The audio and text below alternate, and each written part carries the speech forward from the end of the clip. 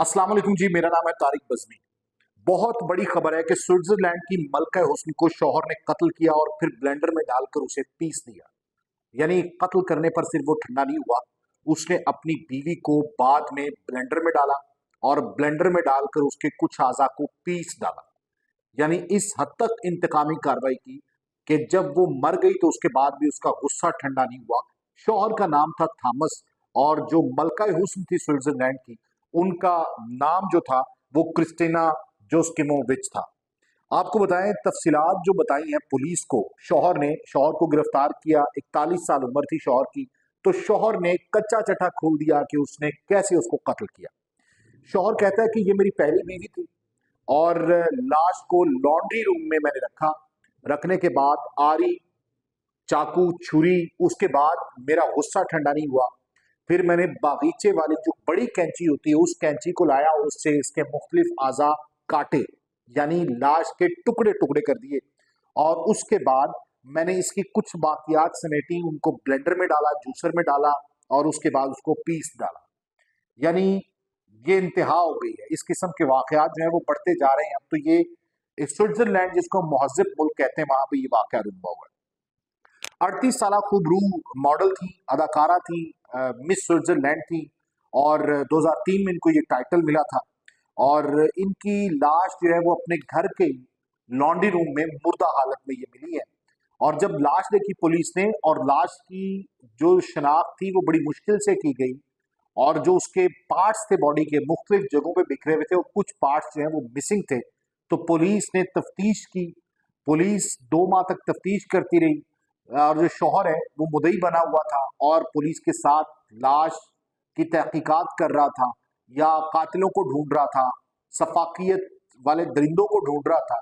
लेकिन पुलिस ने बिलाखिर जब शौहर पर अपने शक का दायरा वसी किया तो शौहर ही उसका कातिल निकला।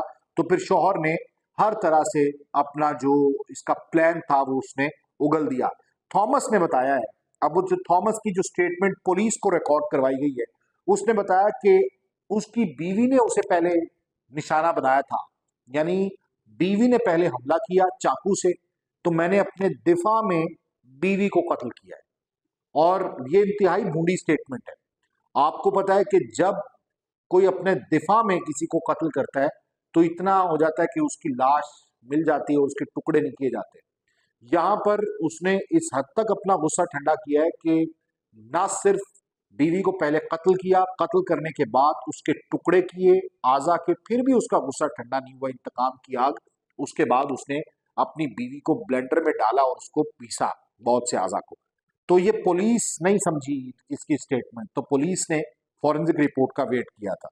अच्छा, वो कहता है कि मैंने दिफा में कत्ल किया था और उसके बाद जब उससे पूछा गया, शौहर से पुलिस ने पूछा कि जब कत्ल कर दिया था तो उसके बाद आपने लाश की ऐसी हालत क्यों की?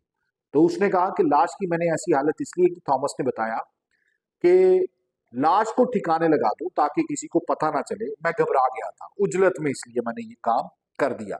और शौहर ने ये भी बताया अपनी स्टेटमेंट में कि मैंने चाकू भी यूज किया, मैंने छुरी किचन में जो यूज होती है बड़ी वो यूज की, फिर उसके बाद मैंने बागीचे वाली जो बड़ी कैंची है वो यूज की है और उसके बाद इसके लाश को टुकड़े किए। अच्छा, जब मेडिकल रिपोर्ट आई है, मेडिकल रिपोर्ट बड़ी दिलचस्प है।